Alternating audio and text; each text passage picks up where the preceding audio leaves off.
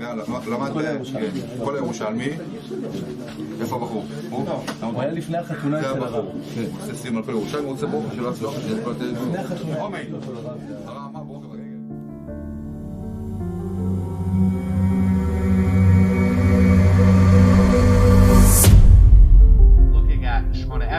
This is structured by Nevi'im, and that they had a lot of why everything has to be exactly in its place and organized that way. Why did they institute that healer of the sick should be the 8th blessing, paralleling the mitzvah of circumcision, which requires healing and which is designated for day 8 of the child's life, in accordance with a verse that says, "My covenant of circumcision was with him, and therefore I gave him rejuvenation." Again, the 8th part is talking about the perfection of the Jew. The perfection of the Jew, of the body, is circumcision. As Rabbi Akiva points out, wheat is not finished until you're taking off the straw that holds the wheat and the husk in order to make it a berry that you can then grind and make into flour. So too, says Rabbi Akiva, that the Jew is only physically perfected as a final form of what is a Jew once he has circumcision. The blessing of the covenant, this connection between the Jew and Avram Avinu, which is coming with the circumcision on the 8th day, is occurring with the 8th part of the Shemona Esrei prayer. It's so connected with something that's above nature and something that's talking about this physical perfection and refinement. Why did they institute that the blessing of abundance, where it says, "Who blesses the years," should be the 9th blessing? It parallels the mention of Hashem's name in TEHILIM 29. There are 18 mentions of Hashem's name where it says the Yud K Vav K in TEHILIM 29. And it is based on these names that we say 18 blessings in the Shemona Esrei. Who blesses the years should be 9th because it corresponds in that psalm to place the blessing, who blesses the years, next to the blessing, who gathers the dispersed of Israel. Your mountains of Israel sprout forth your branches and give forth your fruit to my people Israel. And why will the mountains burst forth with fruit? Because they, the people Israel, are close to returning. Says the Rashi, is that the ingathering of the exiles occurred at a time of bountiful harvests. This is being placed here in the sequence of the Shemona Esrei. Once the exiles have gathered, then the judgment will take place. Hashem keeps his word, and that the righteous are going to witness that, and they're going to rejoice because they're going to experience it. But not only are they going to experience it, everything that Hashem said is true. And the Haredim, who are the righteous people, the ones who are observing all this stuff, these are going to be the ones who are going to be rejoicing, because not only are they going to see this, but they're going to actually witness the fulfillment and the perfection of the creation, the putting into place of the rectification of why things were created in the first place. And it's going to be the Haredim that are going to be the ones who are rejoicing. The blessings of the righteous includes all the letters of the Hebrew alphabet.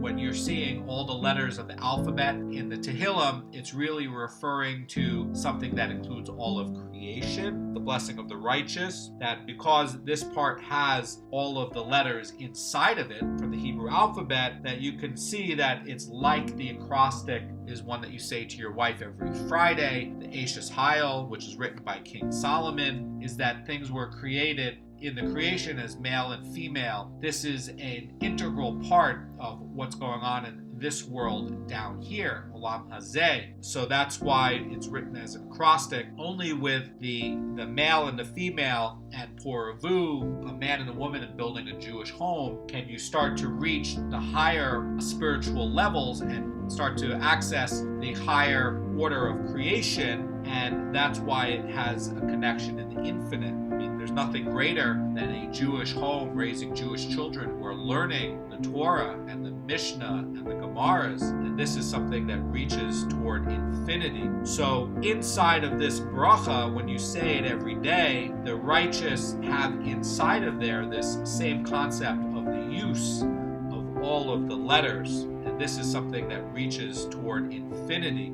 You have no idea how lucky you are to be born a Jew. When you open up Shemona Esrei and you read it, you can see now all of the intricacies that go into it, how it's connected directly to SHEMAYIM, and that you as an individual can connect and can elevate yourself above the natural world. And you can do that by doing Torah and mitzvot, but also prayer. The only way you can start to access this and start to understand what's going on is you have to learn. The Torah learning is so important. Sometimes you'll hear people saying that tshuva is the most important thing, but in fact, Torah learning is the most important thing, because how can you make tshuva if you don't know what to make tshuva about?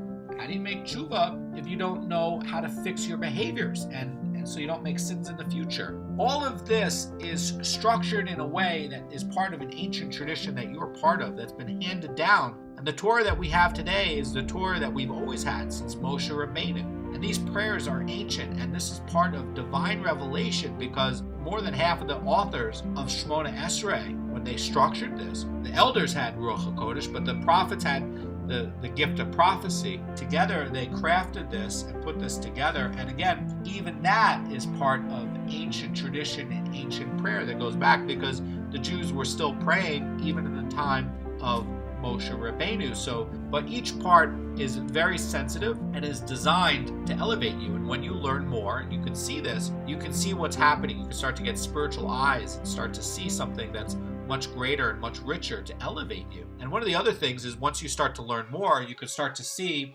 why the Jews are the Jews, why we've always been here, why despite having 2,000 years of Christians hitting us over the head with a sword and forcing us to try to convert their silly book, why Jews have looked at it and rejected it and will always reject it. Judaism is the only spiritual system that can connect you with Kodesh Baruch Hu and with Shemayim, and can reach you and lift you above nature and make you more holy.